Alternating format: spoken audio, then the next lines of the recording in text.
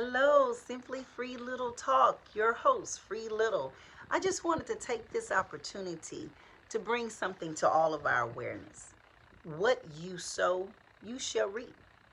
Unfortunately, many of us take that so lightly, and we open our mouths, put our tongues, committing murder against someone else, and encouraging others to follow suit.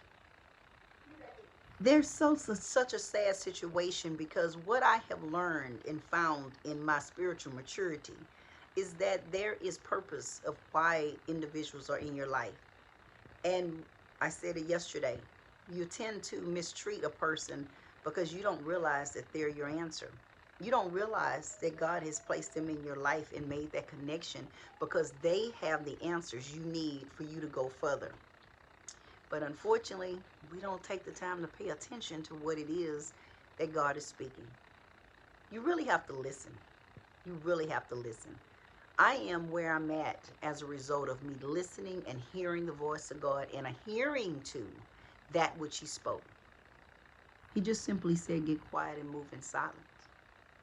And I did that. I didn't share with anyone until it was time for various things in my life that has manifested and things that are still in the process of manifestation, that I've worked in silence, listening to the voice of God, hearing what He spoke out to me, because He watches His word and that He's going to perform it.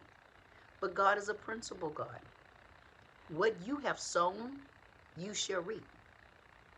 So one of the things that God had shared with me early in my prayer time this morning is that people need to be very careful of the seeds that they're sowing in this season.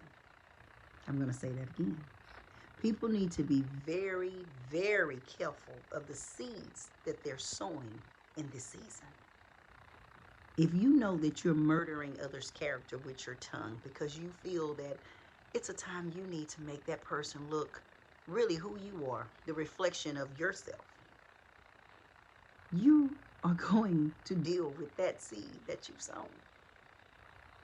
You're going to stay stagnated. You can't prosper with a hateful heart. You cannot even manifest the things that you have been speaking out of your mouth and have the audacity to call God. Watch the seeds you sow. If you're sowing a seed of discord, dishonesty, if you are murdering someone with your tongue, just get ready. Get ready. The word of God is true. He says that the seed that you sow, you shall reap.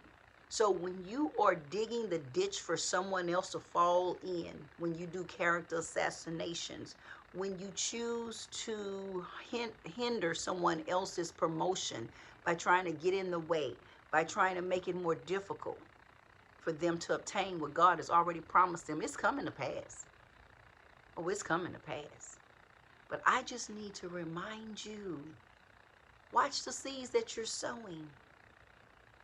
Do not sow discord and expect God to give you the keys to the kingdom.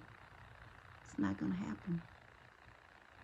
Watch the seeds that you sow.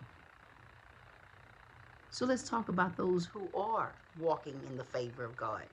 Those who are sowing good seed in good ground. Those that are operating in loving, kind acts of loving kindness. Sowing good seed into others, encouraging, uplifting, truly, sincerely loving on another person. That's a good seed that God knows how to return it in ways beyond your wildest imaginations. He is a God of exceedingly and abundantly above all that we could ever ask or think of.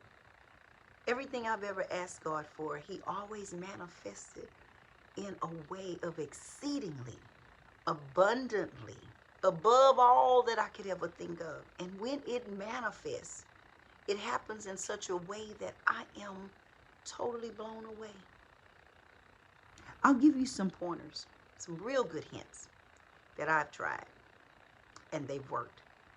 My prayer life changed from God, not my will, but thy will. Now, you've heard people say that. But when I really applied it and made it applicable in everyday life to say, Not my will, but thy will. Remove individuals, places, things that are a hindrance to what you desire your will to be in my life.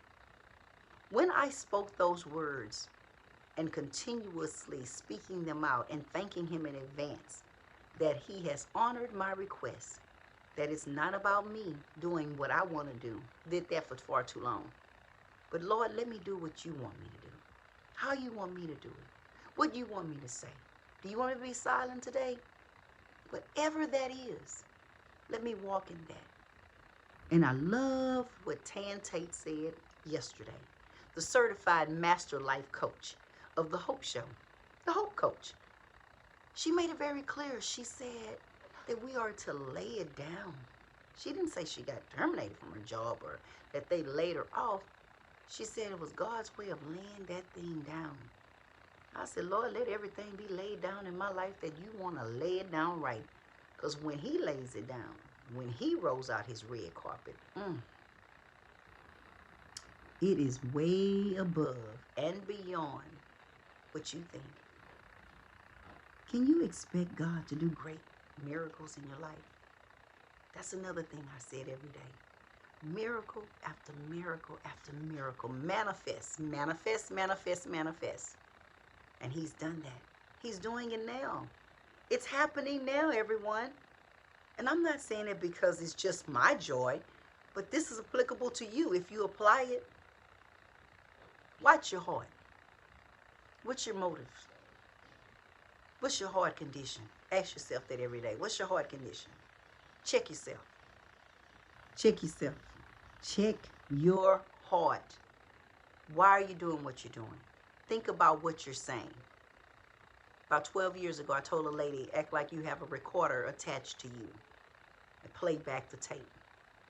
Did you speak the truth or did you lie? So today, watch the seeds that you sow because they come back in ways that you can't even imagine. Whatever seed you sow, you shall reap. Be blessed.